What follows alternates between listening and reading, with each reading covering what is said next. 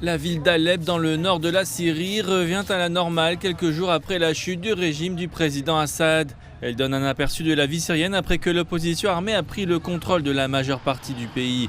Depuis le début du conflit syrien, Alep, qui était considéré comme le moteur économique de la Syrie, est confronté à de grandes difficultés, avec une pénurie importante de services de base tels que l'électricité et l'eau. Certains Syriens pensent qu'il faudra du temps pour que la situation s'améliore. Il est prématuré de parler de services et de besoins quotidiens car cela fait peu de temps que nous nous sommes débarrassés de l'ancien régime. Mais nous sommes optimistes pour les jours à venir. Il y a un désir populaire de voir un avenir meilleur.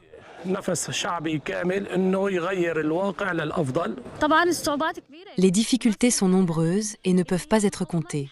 La plus importante est la disponibilité des produits de première nécessité qui nous ont été refusés, comme le pain, le gaz, le diesel, l'eau et le chauffage. On nous a tout refusé.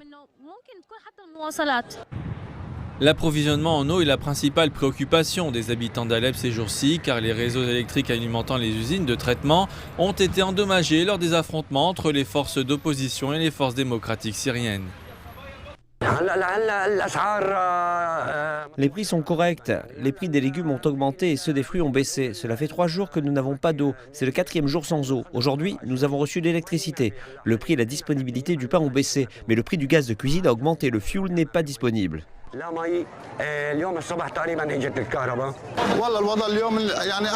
La situation est un peu meilleure qu'avant, mais les négociants ne sont pas cléments avec nous. Les fournisseurs d'électricité avec des générateurs privés ne sont pas cléments avec qui que ce soit. Le prix de l'ampère est de 100 000 lires et nous sommes au chômage depuis un moment. L'électricité et l'eau posent des problèmes, mais tout va bien dans l'ensemble.